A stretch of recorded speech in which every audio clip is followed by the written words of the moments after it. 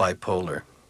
I'm completely unaware of how I produce so much work, completely unaware of how I produce anything.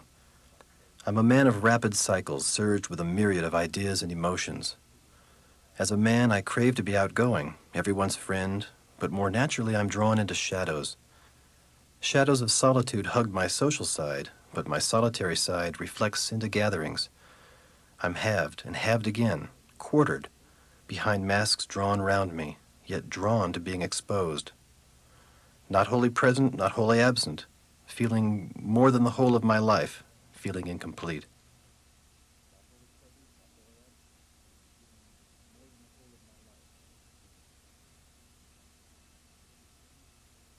Manic. I'm more than unaware of how I work, so much produced, hyper-vigilantly aware of everything, at work in and out of me. I'm an artist in rapid cycles, R-cycles, crushed recycles, rusted steel gauge, electrified copper wound tight. Wired round, filled with strayed images and echoes. The last 4 years, I've at random spoken honestly of who I am and let my artwork reflect that. There are other times, like now, I find it's hard, am at a loss to speak too openly. So what I've offered to you, viewer, is shadowed.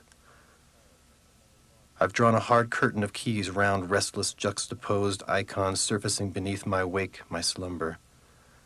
Glimpse into so much stuff going on in your head that sleeps out of the question, most times, but sometimes the safest place in the world, sleep, is an only haven.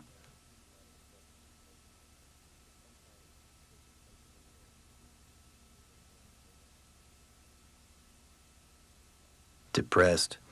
I'm severely unaware of how much work I have produced, completely at a loss of where I've produced anything, a puddle of black bile.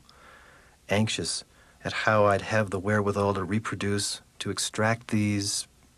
I'm a survivor of rapid cycling, slowly torn apart, drawn down, emptied into a morass of idle and erupture.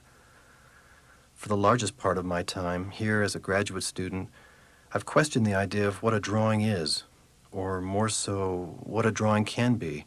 What's out of the question? I was partial to questioning whether a drawing had to be sketch-crossed paper.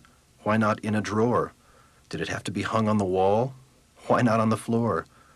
Most of all, did it have to be drawn with charcoal, pencil, ink? Why not rocks, sticks, or wire? I ended up working with wire as a medium because I found it most naturally translated me.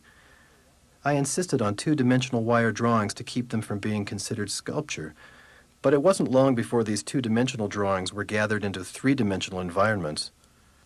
I became an installation artist in need of sounds, lighting, and lots of fishing line to hang the wire pieces.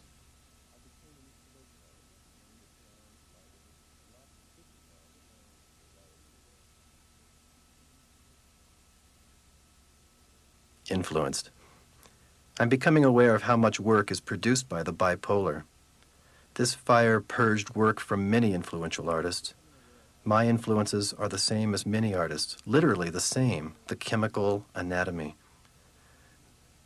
The number of manic-depressed artists is maddening, a list of considerable length. This chemical fire stretches and fragments me, draws and quarters me, drives me to the brink, drops and snatches me, lures me to the brink, drops and snags me. It's a phenomena, a science, it's a fluency, it's art. It's drawn and contained, fragmented and wired together.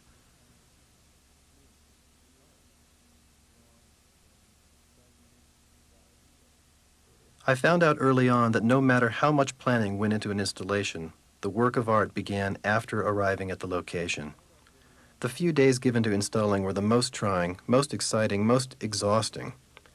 In this piece, I've emptied wire drawings into a space quartered behind a curtain of white plexiglas keys to create a massive drawing approximately 30 feet by 9 feet. The piece is backlit, casting shadows upon the plexiglass.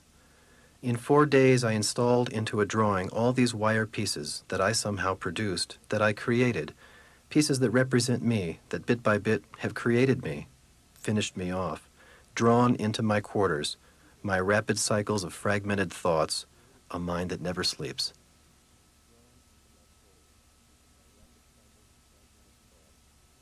So much perplexed preparing, then waiting, hoping someone would open the package, rip the bindings, touch the keys to finish this work.